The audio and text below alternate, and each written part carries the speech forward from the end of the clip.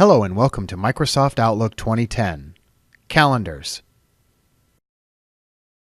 Microsoft Outlook 2010 Calendar is the calendar and sharing component of Outlook.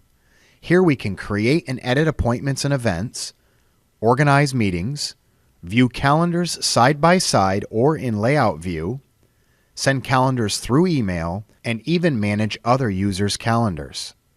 We'll start by exploring the calendar environment. I'm going to start by clicking on the Home tab, and you can see that the tab displays the ribbon down below, and you'll see the different groups. So we have New for creating something new, Go To, so moving to a different location or time. Arrange is where we're going to be able to arrange our calendar in different views. Manage calendars if we have permissions to open or view other people's calendars, and also some share options. Let's take a look at changing our view of our calendar. Now there's many different views here. You can see I'm looking at the week view right now. We can simply go to the work week or the day or even the month. But you also have other options as well.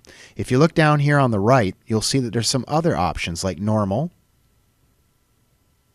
calendar and tasks, calendar only, and classic view. And depending on which you click on will determine what your calendar is going to look like. And mainly what it's doing is it's turning on and off certain features, such as the navigation pane that's found over here on the left, the to-do bar that's found over here on the right, and if we look at a view like this calendar and task, you can also see your task list here. So if you create tasks and they have a specific due date, and they land on a particular day that you're looking at in your calendar, you can see these tasks right here. So they're following you along with your calendar. Or the navigation pane seems to be minimized, and I can simply expand that out by clicking on this single arrow right here. So I can either collapse it or expand it. So this is one way that we can expand or collapse certain parts of our calendar view. Now to create a new appointment, I can simply click on the date here in my date navigator, or I can use these arrows to move forward. So let's say on Monday, I am going to create an appointment that's going to remind me to run a report at 3:30. So what I'm going to do is I'm going to scroll down here and I'm going to find 3:30. And I have different ways of actually creating the appointment. I can single click and just start typing in. Or what I can do is I can click on the New Appointment button up here in the upper left of the Home tab, or I double click, and it will open up a new appointment form. Now depending on where you are and what you clicked on will determine what type of form you get. There's basically three forms in Microsoft Outlook when we're talking about using the calendar. We have an appointment form, and notice the word appointment here.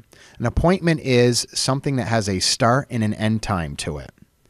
If I click this all-day event, notice now it becomes an event, freeing up my time. So this might be something that you would use to remind you maybe of a birthday or an anniversary or some type of event going on, but it's not really tying up time in your schedule. So again, watch what happens when I uncheck it.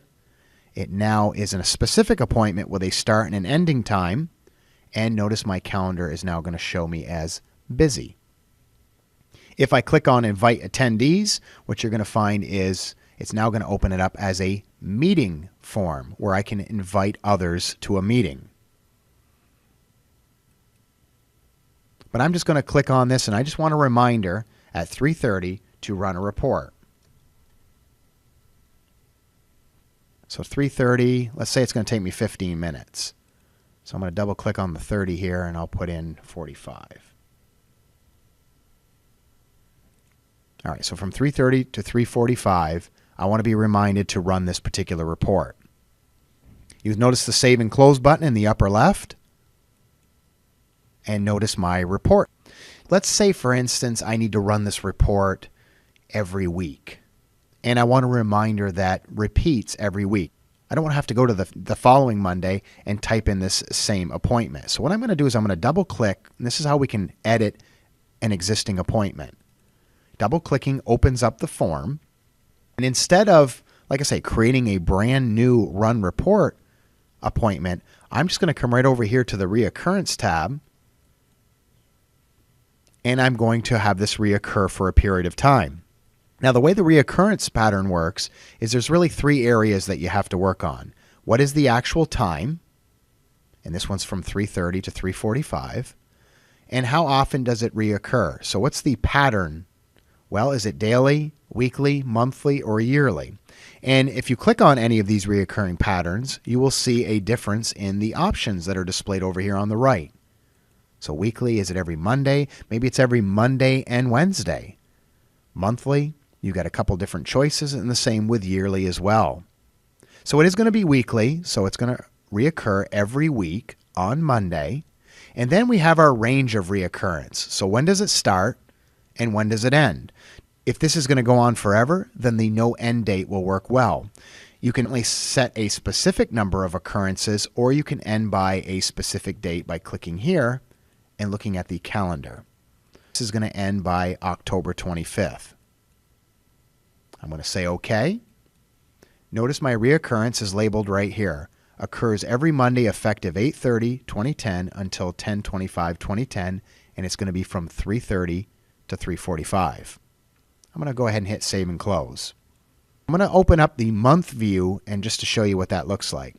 But before I do that, notice that this appointment is still selected. And because it's selected, Microsoft has created some additional tools for me in case I want to modify or work with this appointment. Notice up here at the top, Calendar Tools, Appointment Series. This is a contextual tab that only appears when I physically click on an appointment. And you can see here's my reoccurrence tab. Again, my time being allocated. Do I want a reminder? Do I want to make it private, depending on whether I'm sharing my calendar or not? I can even invite attendees. As soon as I click outside of this, notice that contextual tab goes away. So I'm going to move to the month view because I want you to see, in fact, that we do have the run report. Now it looks like we're going to have to run the report on the 6th, which is Labor Day, and I'm not going to be at work on Labor Day. What I need to do is I need to move that, and I'm going to run it on Tuesday. This is a neat little feature. When you have a reoccurring appointment and you need to modify one instance of the appointment, watch what happens. I'm going to double click on this appointment, the one on the 6th. Look at the dialog box that opened up. It's basically saying that this is a reoccurring appointment. Do you want to open just the one that you double clicked on, or do you want to open the entire series? If I open just this one, I can modify just this one. If I open up the series, then I globally modify all of the reoccurring appointments. So I'm going to open this occurrence. I want to change this to Tuesday. I'm going to save and close. And now it's just giving me a little warning telling me that I'm only making a change to that one reoccurring appointment. If I wish to do it to all of them, I have to open them all up. I'm going to hit yes. And notice now that my run report is on Tuesday when I come back to work. So moving an appointment is pretty easy. You can double click on it. You can also click and drag and move the appointment. Because again, this is a reoccurring appointment, it's just warning me that I am only moving that one and only affecting that one. I'm going to double click on this again, open it up. Notice the date's changed to Wednesday.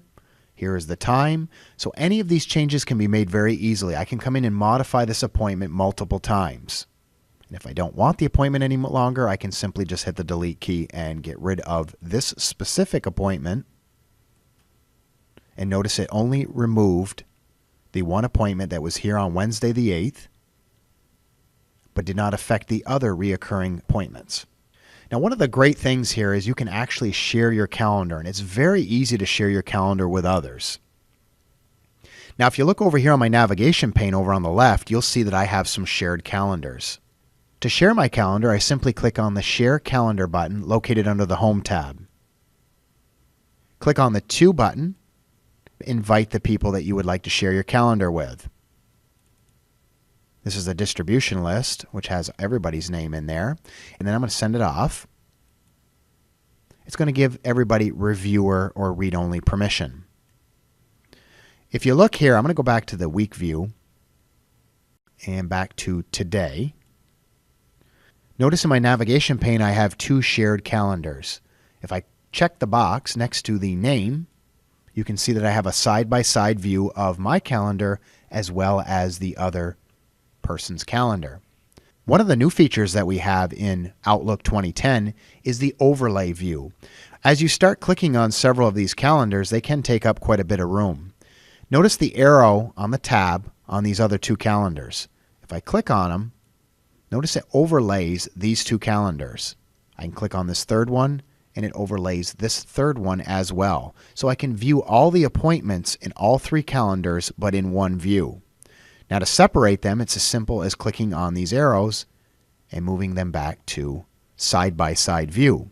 If I want to then close them out, it's as simple as unchecking the box and just restoring my calendar to its full view. And that's a first look at calendars in Outlook 2010.